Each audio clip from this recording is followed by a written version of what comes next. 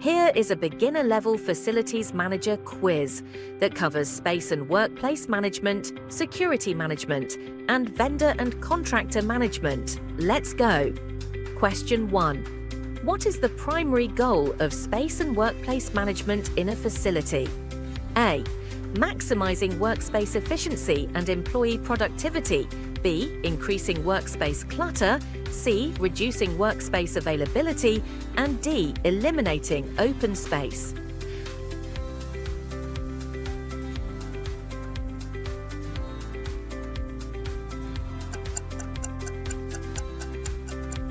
Answer: maximizing workspace efficiency and employee productivity.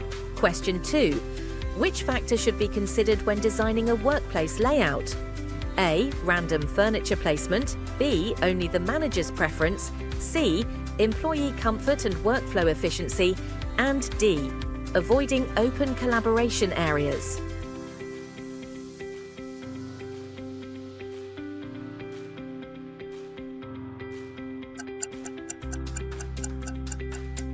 Answer: employee comfort and workflow efficiency. Question 3. Hot desking is a workplace strategy that A. assigns permanent desks to all employees. B. allows employees to use any available desk on a first-come basis. C. eliminates all desk spaces. And D. restricts employees from changing workstations.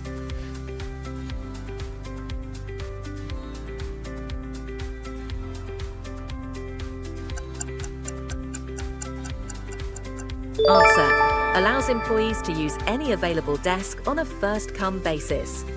Question 4. Which workplace management strategy helps reduce overcrowding and improve collaboration? A. Fixed seating arrangements. B. Removing meeting rooms. C. Overloading office space with furniture. And D. Hybrid workspace models.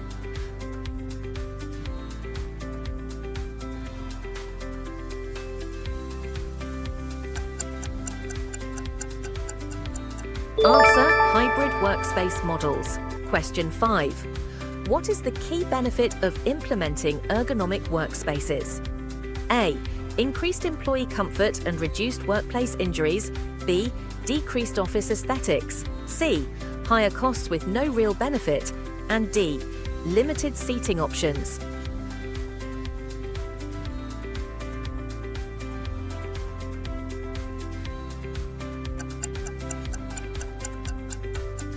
Answer: increased employee comfort and reduced workplace injuries. Question 6.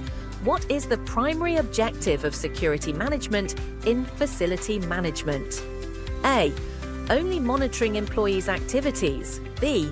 Restricting all visitors, including clients. C. Preventing unauthorized access and ensuring workplace safety. And D. Eliminating all security measures.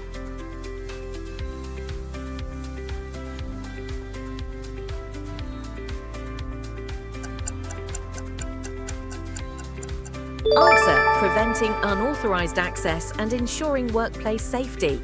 Question 7. Which of the following is a common access control method in facility security? A. Ignoring visitor logs. B. Open door policy without security checks. C. Leaving doors unlocked after hours.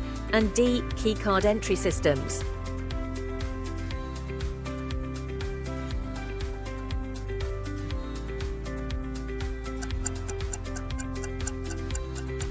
Answer: keycard entry systems. Question 8. A CCTV surveillance system in a facility is used for A. Monitoring security threats and preventing incidents. B. Recording only employee activities. C. Increasing workspace costs. And D. Eliminating security personnel.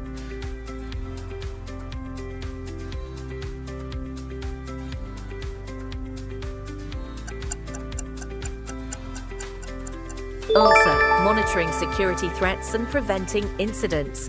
Question 9. Why should a facility have a visitor management system? A. To avoid keeping records of visitors. B. To track and monitor all visitors entering the premises. C. To allow anyone unrestricted access. And D. To prevent employees from entering their workplace.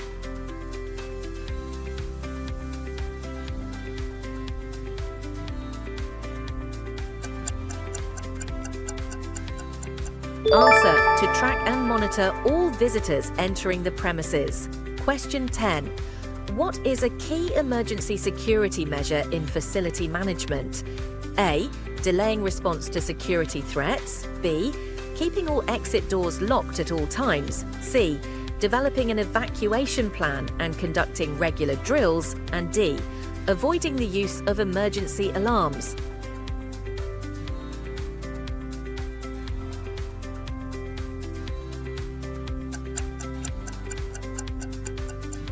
Answer: developing an evacuation plan and conducting regular drills.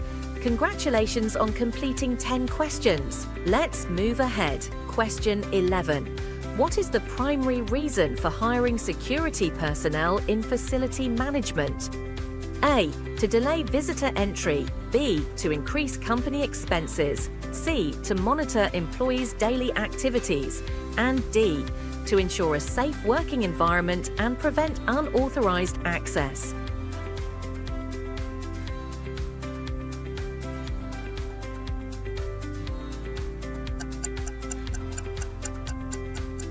Answer: to ensure a safe working environment and prevent unauthorized access. Question 12. What should be included in a vendor contract for facility management services? A. Scope of work, payment terms, and performance expectations. B. Only the company's name. C. No clear terms or conditions. And D. A vague description of services.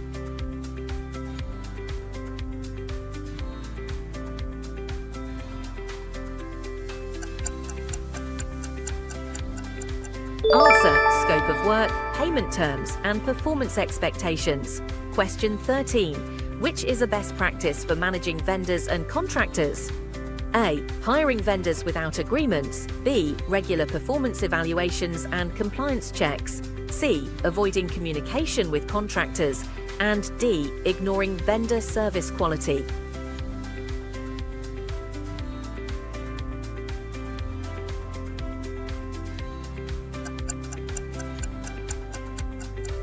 Answer: regular performance evaluations and compliance checks. Question 14. What is the main advantage of having multiple vendors for facility management services? A. Hiring unnecessary vendors. B. Increasing costs without reason. C. Reducing dependency on a single vendor. And D. Avoiding vendor accountability.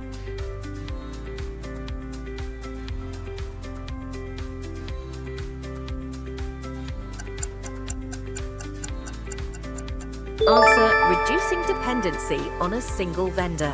Question 15. What is a service level agreement SLA in vendor management? A. A contract that outlines the expected level of service. B. A document without any obligations. C. A verbal agreement without written terms. And D. A payment receipt for vendors.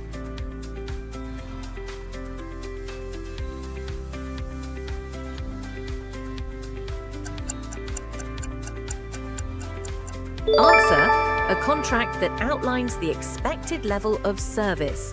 Question 16. Why is it important to conduct background checks on contractors? A. To avoid contract agreements. B. To delay the hiring process. C. To ignore vendor qualifications. And D. To ensure reliability and prevent security risks.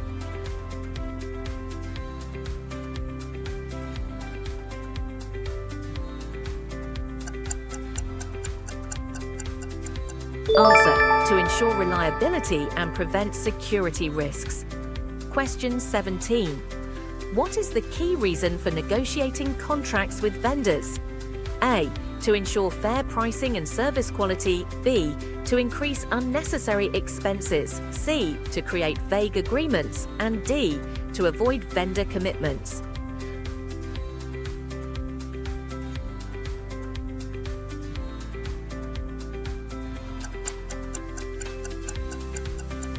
Answer: to ensure fair pricing and service quality. Question 18. What should a facilities manager do if a vendor fails to meet contract expectations? A. Ignore the issue and continue the contract. B. Address the issue and enforce contract terms. C. avoid discussing problems with the vendor, and D, pay the vendor without reviewing services.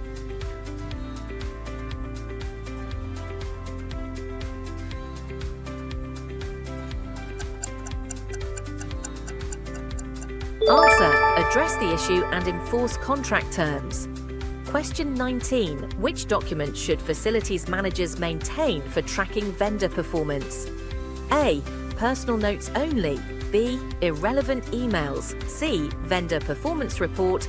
And D. Unrecorded verbal agreements.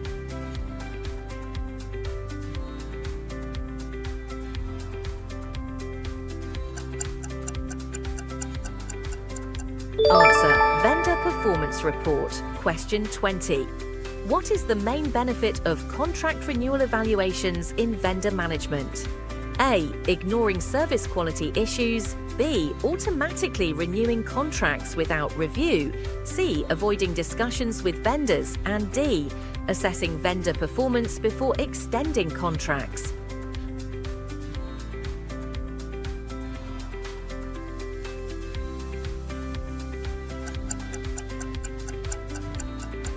Answer: assessing vendor performance before extending contracts.